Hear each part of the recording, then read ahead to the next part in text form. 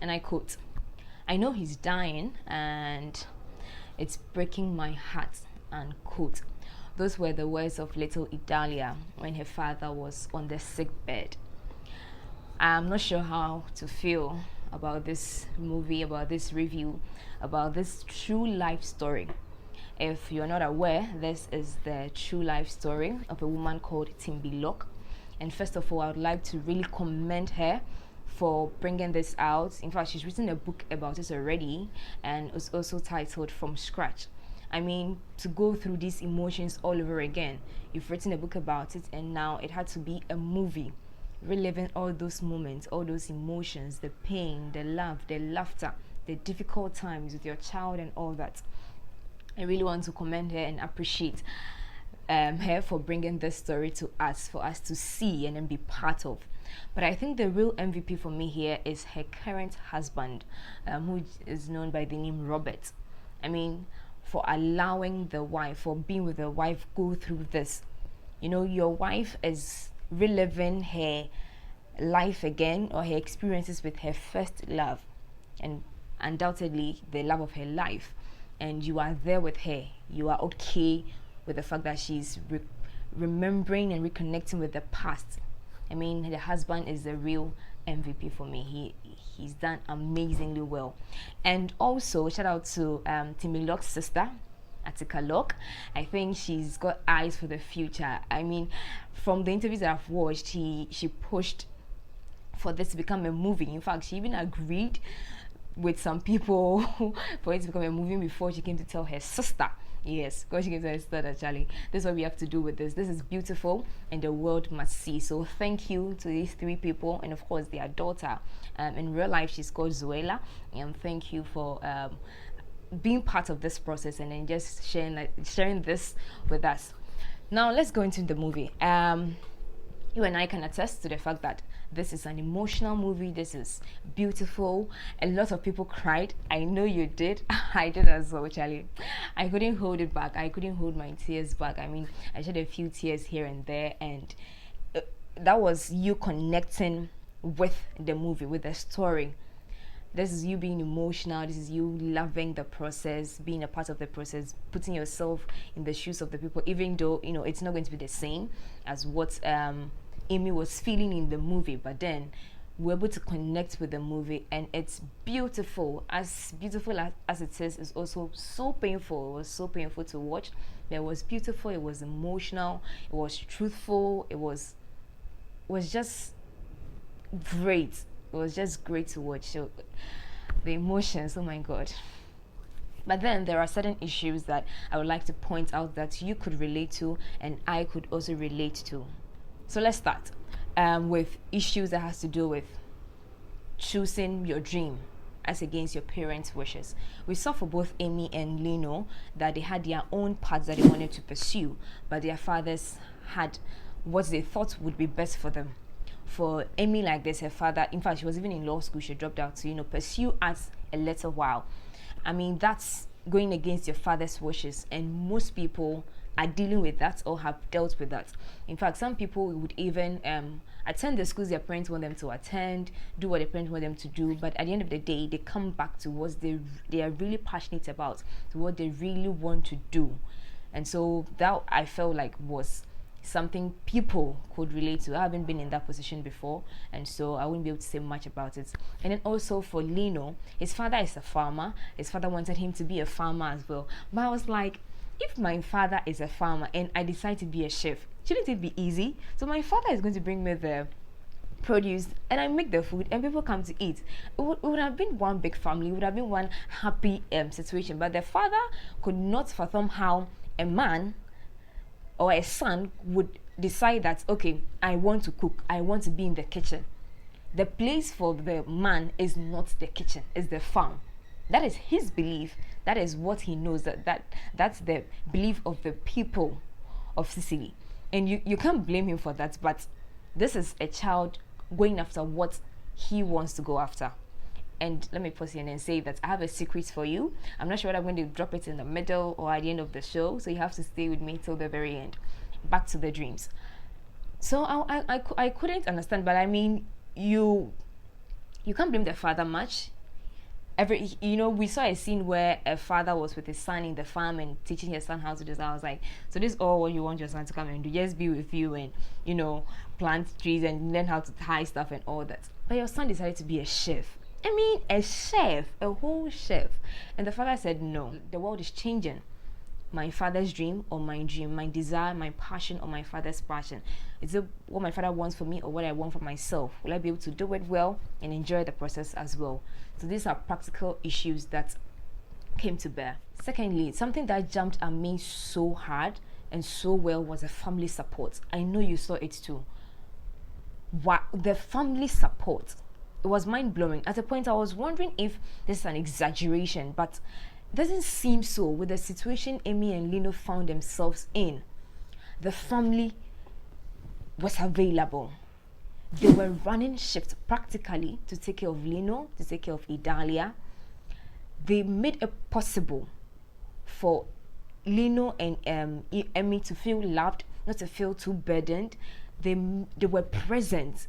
They were present in their life. They showed them so much love that I have never witnessed in any movie before. And as much, sometimes when I'm watching, I'm like, are they sure this really happened? And you can't say it didn't because of the situation Lino and Amy were in. The family were available. Hospital, they were taking turns to take care of their in-law, taking turns to take care of an in-law. Where would you find this? Does this happen easily and often? I mean, where? It was beautiful to watch. It was a difficult moment, but there was beauty in the difficulty. There was beauty in a tough time. And I'm like, really, really, really, God bless Timbi's family, because it's a serious thing to do, to sacrifice your time. I mean, there's a saying that if people really love you, want to be with you, they are going to make time for you. And this was proved in this movie From Scratch, in this life of Timbi Look. Wow. And I think her sister, Zora, in the movie, she's a good person. She is a good person. In real life, she's called Atika. She's a good person. I mean, her sister would step on her toes, when she introduced her boyfriend to her mother at Lino's restaurant opening. She was expecting that. In fact, she even told Amy to have her back when her mother starts those things, but Amy didn't. And aside all that, she was passing by, she realized that no, something might be wrong. She goes to Amy's house and she finds out that Lino has cancer, and that's what Amy has been dealing with. She is a good person. For some people, for some siblings, they don't get along so well. Something happens, they won't talk about it, they will not vent, they wouldn't say anything, they'll keep it within them and be piling what you've done against them. Okay, and that's wrong, it's not healthy. But we saw Zora tell her sister how she felt, tell her sister where she got it wrong and all that, and I think it was beautiful. She is a good person. She is a very, very, very good person. And to Lino's character, sometimes I thought that he was so understanding. I felt like he was too good a person. But if you look at how the family related to him or with him, you would realize that really he was a good person. Remember when Amy's father met both Lino and then Amy's other boyfriend? I mean, Amy too. How do you bring your boyfriend to a guy who likes to use restaurants? I mean, what's that? Who does that? Who does? That was low. I wasn't happy about it at all. And I was with Lino when he said, you know what, let's just not see each other anymore, even though I know we could be great, but if you're not going to give me that chance, please stay away. Okay, so the father saw how Lino related with his daughter, and saw how this Amy's boyfriend was really related to them. So he knew that no, this Lino guy would be better, even though he didn't really go to school and all that. Lino's character, I felt sometimes I was like, are they exaggerating it, or he's really that a good person, so understanding? When Amy was offered a promotion and she was also offered a job at the art center, she was weighing. She was like, I need to support my husband, I need to support the home, but this promotion comes with better money. This job makes me chase after my dream. Which one should I go for? She discussed with the husband. The husband was like, don't worry about it. Chase your dreams. I would also chase mine. I mean, this is what we've always wanted to do. So let's just do it. And in other circumstances, you saw that it was so easy to have a conversation with Lino. I'm like, is he really like that?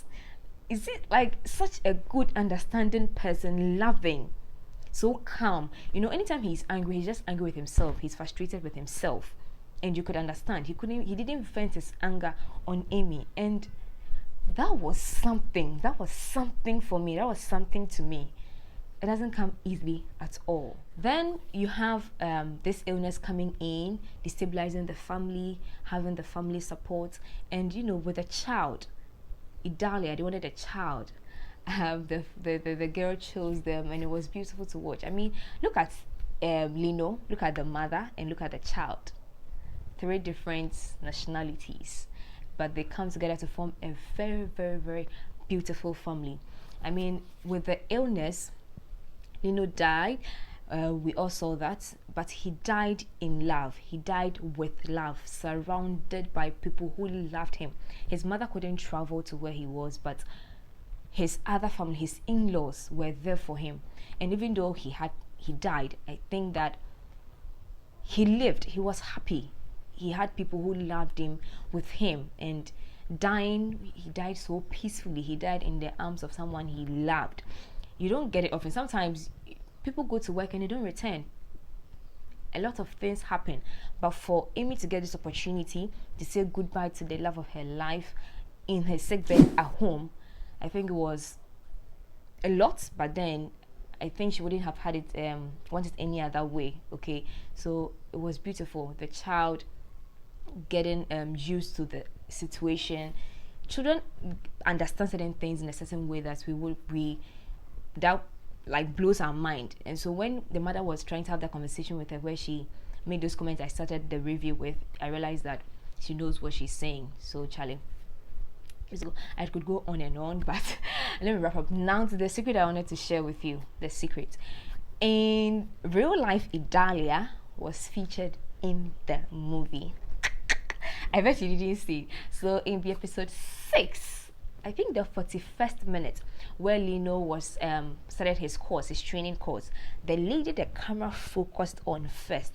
In fact, she was the only one the camera really focused on, and it was her chopping board that Lino went to, show them how to cut these vegetables and stuff. That is the real life Idalia. She's called Zuela in real life. So that's the sense. So that's the secret I wanted to share with you. I know you didn't see it, so you can go back and then watch. I would like to end here. Which part of the movie did you relate to or with so much? Leave your comments in the comment section. What made you cry so much? What made you so happy? And do well to leave those comments in the comment section, and do well to like this video and subscribe if you haven't already. My name is Bevelyn. Thank you for watching, and I'll see you again next time.